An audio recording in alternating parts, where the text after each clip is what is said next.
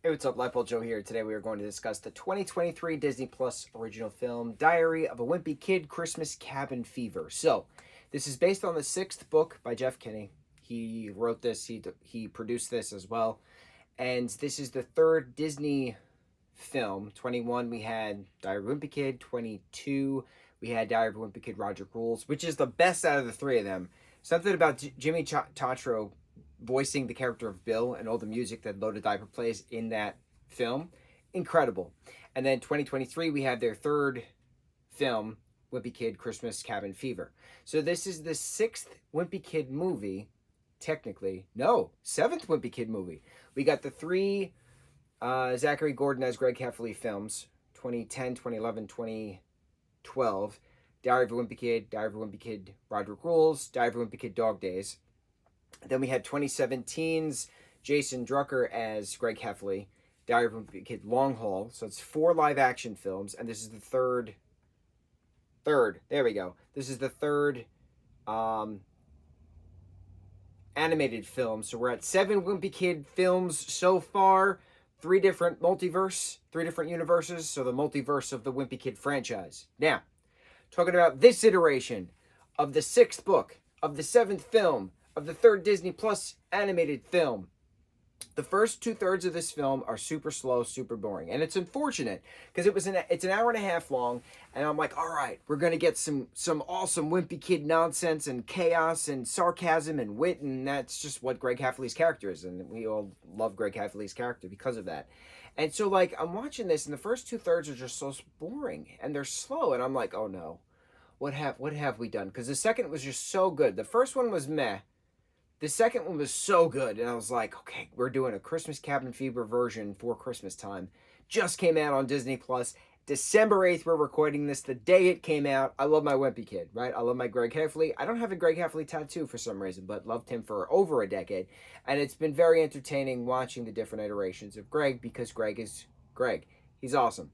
So, once we get to the point in the story where Greg and Rowley then go to shovel out the dumpster that has which isn't really a dumpster, but it's a dumpster that has the toy donations. But because of this blizzard that everybody's been snowed in and all the power's out, the police officers couldn't get to the donation box to then distribute them to the needy, less fortunate kids. There we go, who need the Christmas gifts for Christmas Day. So Christmas Eve, Greg and Rowley wind up shoveling out the entire parking lot that happens to be, where this dumpster is.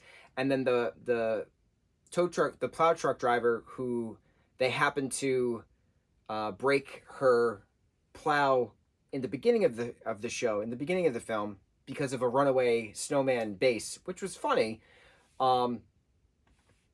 They have their moments, and then she brings him home and realizes that Greg's actually the one in the red hat and the red scarf that was, the reason why her plow was destroyed.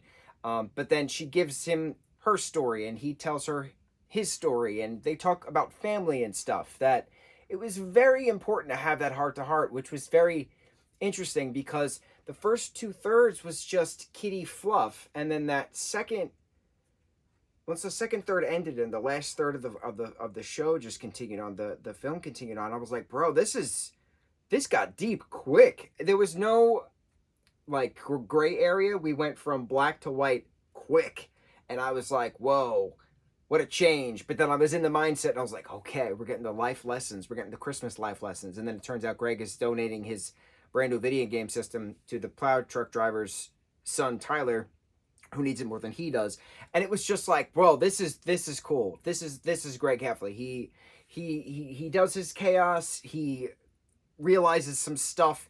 He goes through his life lessons, and he winds up doing good stuff, because he's a good boy. He's a good kid, as we've learned throughout. But it was interesting watching the different character development. It was interesting watching is Roger going to turn him in for the $500, and then the family decides, no, we're going to cover this up, and we're going to hide the evidence, and we're going to shred the document and all these things, right? So it was interesting. It was a great ending, but getting there took far too long. It shouldn't have taken as long as it did.